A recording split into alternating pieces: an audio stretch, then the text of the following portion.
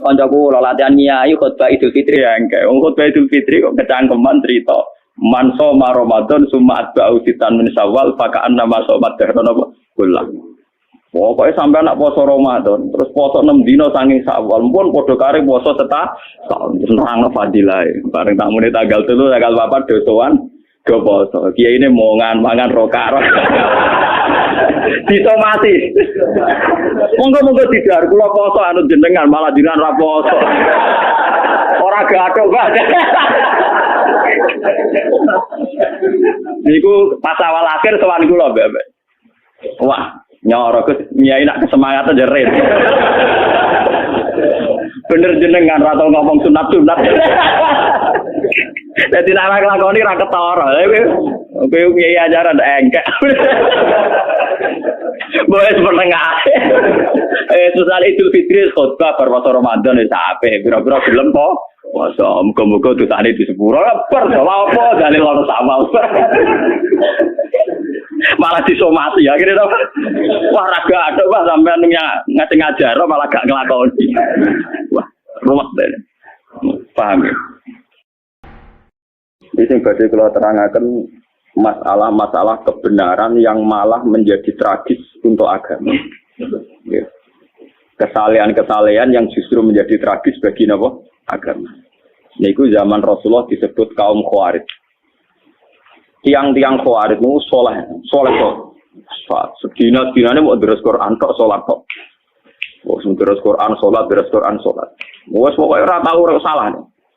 Darani wong zina ya kafir, darani maling ya kafir, darani koruptor gitu kok.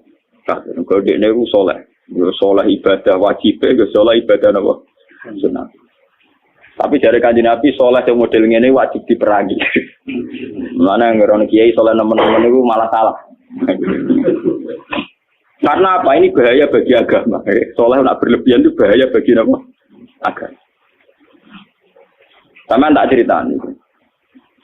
Kelompok Khawarij itu lahir yang teridentifikasi oleh sejarah dan sudah diramalkan oleh Rasulullah. Niku zaman Ali. Dan yang paling banyak mendapat khitab tentang Khawarij adalah Sayyidina Ali. Ketika Ali perang dengan Muawiyah, dan karena perang maka saling bunuh, saling tikam, saling menghujat. Orang-orang soleh itu risih. Roh Ali yo risih. Jarene pemimpin Islam, tokoh kok penggaweane perang ngrasani wong tukaran.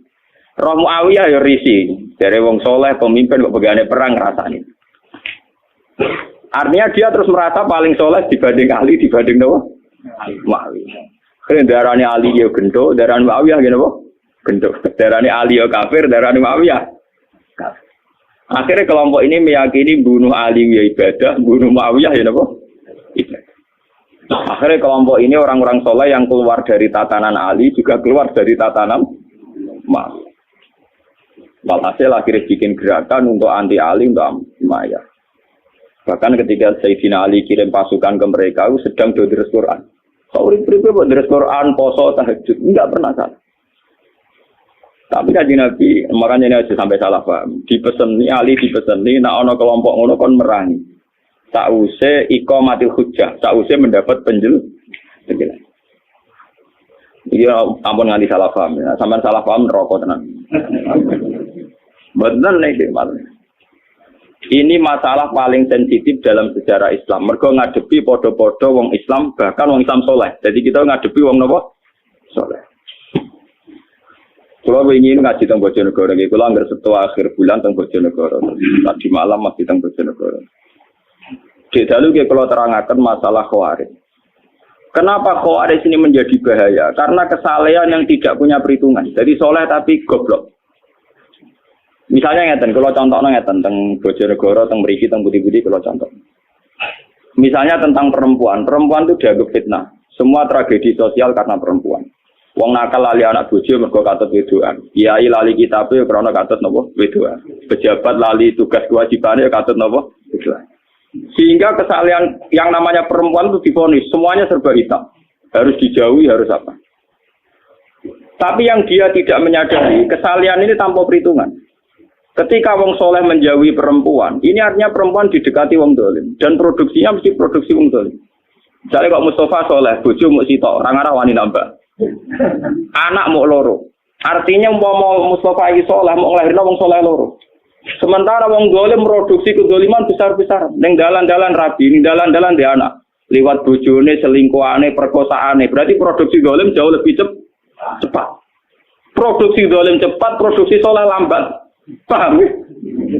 Mulane wong kok janggal poligami ora pati ulama. Nek soal rawani wedi bojo jujur wae. Tapi ora usah ngait-ngaitno agama salah dalam konsep poligami. Mergo produksi dolim mesti cepet. Jajal wong dolim sitok nyelingkuhi wong pira. Paham ya? Hasil selingkuhan dia anak, hasil bojo sing nganggo surat nikah dia anak, hasil perkosaan dia anak. Produksi kedoliman yang cepet. Produksi soleh lambat dia anak loro ora iso ngeki mangan. Paham ya? Artinya andekan kesalehan ini terus main pukul rata menjauhi perempuan karena ada fitnah, ada masalah.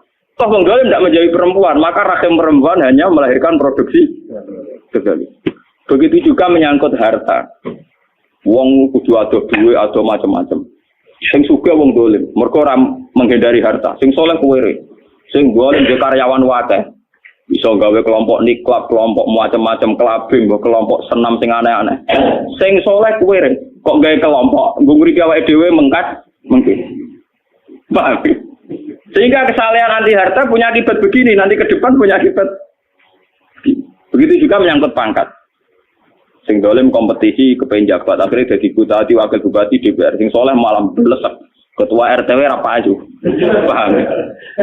Padahal dalam undang-undang tentu yang menentukan yang punya otoritas. Sing otoritas dolim kah? Kabeh akhirnya pornografi gak kriminal, semua kesalahan gak kriminal. Sing soleh belesek mau RTW apa aja. Delik ning gunung wis wae wong, gasap dene moh ora pusing. Nah, kesalehan khawarij itu nanti punya akibat demikian. Andikan ditoleransi punya akibat demikian. Maka Nabi pesan ning Ali, orang itu harus kamu lawan. Bahaya bagi agama.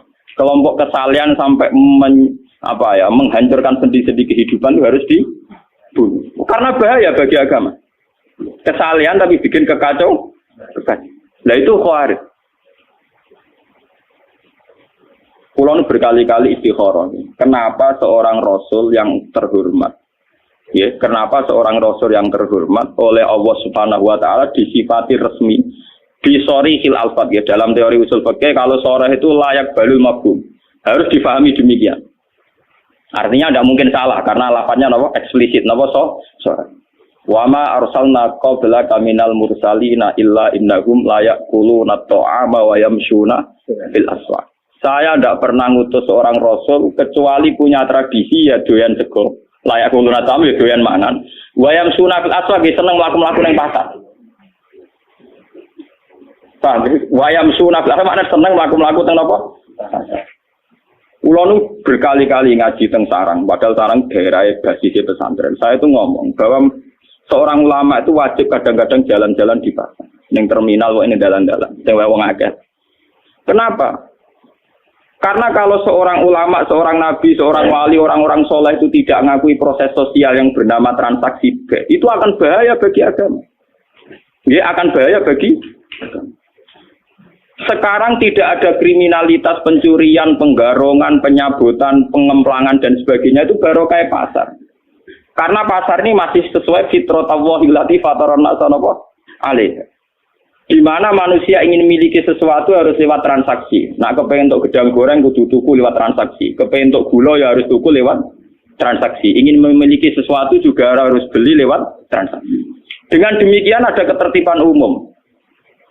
Lah, memiliki sesuatu ingin lewat transaksi itu fitrah Allah, sunnah manusia. Karena mereka risih dengan yang namanya maling, garong, jambret. Coba kalau tidak ada pasar, orang ingin mendapat sesuatu lewat garong, lewat menjahat dan sebagainya, maka dunia akan kacau. Dan tugas seorang rasul adalah mengakui proses fitrah, proses kultur manusia yang sudah benar, yaitu ingin memiliki sesuatu lewat transaksi. Karena ini menjadi stabil, negara menjadi stabil, komunitas menjadi stabil. Sebab itu Allah dawuh wa khalawul bi'a wa karramat iqbal. Allah sangat menganjurkan yang namanya transaksi. Yaitu orang memiliki sesuatu lewat apa? Transaksi. Kenapa Rasul sampai didesain sedemikian oleh Allah Subhanahu wa taala? Kalau enggak, nanti agama dikira hanya urusan iktikaf, urusan tahajud, urusan qiyamul lail, urusan puasa sunnah.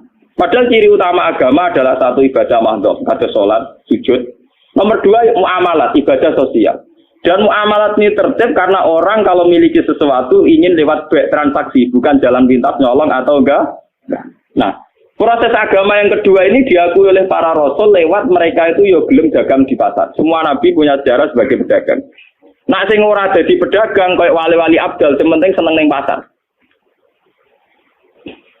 Mulane kula bolak-balik, kula teng sarang wani matur, nek ana kitab kok nerangno ning pasar gugur muruk iku sing aran rapati ngalim, mesti rapati ngalim. Kliru.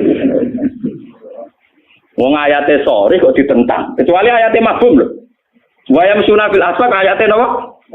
Sorry. Dalam semua tradisi keulamaan tentang ayat sorry itu tidak bisa. Kalau mabum mungkin yang mabum salah, tapi kalau sorry tidak bisa. Wa yamsuna napa? Sampeyan tak cerita nih. Kanjeng Nabi itu pernah ditanya. Umumnya Nabi itu kalau ditanya amal paling baik itu apa kan buat dijawab tahajud, buat puasa sunat, buat Nabi ketika ditanya jawab kasbur rajul biyadihi. Ikhtiar terbaik itu apa ya Rasulullah? Ayul kasbi atyab qol amalur rajuli biyadihi wa kullu bi'in mabrur. Amal terbaik itu kowe kerja nganggo awakmu dhewe. Nomor loro semua transaksi sing benar. Bek sing napa? Kalau ngerti ben buatan jual beli, tapi nopo transaksi. Sampai nak ngalim tahkim ngerti ya. Kados teng kita mu'in wahab. Angger muni kita bulba itu maknanya kita transaksi. Sebab itu di bawahnya nanti ada kirat, ada sirka, ada salam, ada apa? Karena B itu artinya nopo transaksi. Jadi B buatan jual beli fakot, tapi artinya transaksi. Makanya kalau di kitab kita pakai kitabul muamalat dimulai kitabul B. Nanti di bawahnya ada kordu, ada sirka, ada kirot, ada macam-macam. Nah, ini BU makna dasarnya apa? Transaksi. Nah, dengan ada transaksi itu ada ketertiban umum karena di situ pola sosial sehat, yaitu orang mendapat sesuatu lewat garong, lewat gendor, lewat nyopet. Lah agama tinggal ngakui ini bahwa itu juga agama. Nah, ini intinya ngeten. Keliru Khawarij. Mestinya setelah ada orang ingin beli sesuatu lewat transaksi, yaitu agama. Ada orang jual beli secara siat, yaitu agama. Namun agama iku loro, agama sing ibadah madha kaya salat sunat, agama sing kaya muamalat yang benar kaya transaksi yaitu agama. Lah Rasul disuruh ngakui sing kaya salat ya saleh, puasa ya saleh, transaksi secara legal ngene apa? Dan itu juga agama. Termasuk agama adalah jual beli secara benar. Golek nafkah anak istri juga termasuk agama. Imatatul adza anitorik juga termasuk agama. Semua kebaikan agama. Kata Nabi wa kullu ma'rufin juga agama. Semua kebaikan namanya apa? Nah, orang Khawarij mereduksi agama hanya dengan kesalahan subjektivitas. Misalnya dia ini itikaf di masjid, ono wong moro pasar, wong kok kedonyan, akhirate kapan? Paham? Ono wong waji istiqosahan, kok ono wong transaksi ning gone alun-alun, oleh ibadah kapan? Men mergawe rina wong kedonyan. Sehingga nanti agama ini tercerabut dari hukum sosial. Dan itu bahaya bagi agama. Bahaya apa? Bagi agama. Lah wong Khawarij iki dari Nabi kon merangi karena bahaya yaitu mereduksi agama hanya untuk urusan ibadah mah. Saya punya catatan hadis sahih sing diriwayatno Imam Ghazali. Suatu ketika Nabi itu jagungan teng teras masjid kalian sahabat-sahabat sing badhe itikaf. Niku teng Ghazali teng Ihya bab Fadilatul Kasbi, bab fadilah kerja. Terus wonten canom gagah nggawa cangkul. Gua apene kebun kurma apa napa. Kita serang-arang marang kebun padi ora ana pari niku. Terus dari sahabat-sahabat sing niku cara ngene kok Rukin Mustofa sahabat seneng ngaji, seneng saleh-saleh. Hal la yakunu jaladuhu fillah. Wah, caiku akan lebih baik nak gagahe digo iktikaf. Kesaleane dipakai iktikaf. Pak Amin ngurusi dunya. Terus dari Nabi hal la taqulu kadzalik. Kamu jangan komentar demikian. Dia mungkin kerja untuk nyarikan nafkah untuk ibunya dan itu baik. Atau menyarikan nafkah untuk anak istrinya juga itu baik. Nah ini hebatnya Rasulullah. Sebab itu agama sebetulnya dalam konteks Indonesia itu tidak pernah kalah. Makanya aku darani kiai paling sukses ya aku. Mergo ora tau kalah. Nak kiai sing senengane ngaji sekali sing ngaji sithik ngrasa kalah wong ora seneng ngaji men kedonyan wae. Lan aku kan mboten. Misalnya sing seneng ngaji yo apik wong ngaji. Sing ning pasar ya apik wong nglakoni golek nafkah anak bojo. Sing saiki macul iki sama ya apik wong kerja. Dadi aku nganggep sukses umatku baik-baik saja. Paham? Lah salah kiai darani sing apik sing melok kelompoke dekne dikota sehingga darani ono kiai mulang ora ono sing ngaji malah do kedonyan ning sawah. Ya akhirnya dia merasa kalah. Mergo sing ning sawah luwih akeh dibanding sing ngaji. Dia cara berpikir salah, maka dia merasa kalah terus. Perempal wis ngono keliru cara Kanjeng Nabi. Dia nek sing dibela-bela Kanjeng Nabi, jebule Kanjeng Nabi nyalahno. Ora lara. Lah nek kaya kula kan santai. Sing ngaji ben ngaji kalau biasa ora toko-toko sawah ke dia. Ya apik, wae tak kaya apa apik. Karena kemenangan agama sebetulnya dihalal demikian dan itu memang agama. Sama cek di Quran, di hadis, semua perilaku sosial yang benar itu ya bagian dari agama. Karena agama adalah amar ma'ruf nahi mungkar, semua ma'ruf itu makmur diperintahkan. Diperintahkan adalah bagian dari agama. Nah, dari Kanjeng Nabi akhirnya cara sahabat terpelajar sudah tahu. Nah ngono sing iktikaf ya sedang dalam bingkai agama. Sing saiki nggo pacul ning kebon ya sudah sedang dalam bingkai agama. Dan kok kiai model ngono kan aman. Nang Kanjeng Nabi yang ngerasa sukses. Sing bareng beliau ning masjid ya nderekno Nabi. Sing ning pasar ning dalan-dalan ning gone sawah ya nderekno Nabi iku ya ajarane malah nabine menangan to. Sing ning sawah ya nglakoni ajaran Nabi golek nafkah. Sing ning pasar ya nglakoni ajaran Nabi golek nafkah. Sing ning terminal dadi kernet dadi supir ya nglakoni ajaran Nabi. Lho sing ora ajaran Nabi kan jiwite wong iku ora ajaran. Sak mergawene tetep ajarane Nabi lho campur aduk. Lho nek bedane rodo iku ora ajarane Nabi. Nabi kan Nabi wong apik roh ya kerjane to. Nakale kok mbok ora roh ya. Paham iki sing lho umpama kebenaran nuruti khawarid iku kebenaran mau anane ning nggon ngaji, nggon istighosah, nggon sebab itu Quran itu hampir berapa persen, 50% lebih cerita muamalah karena muamalah adalah bagian dari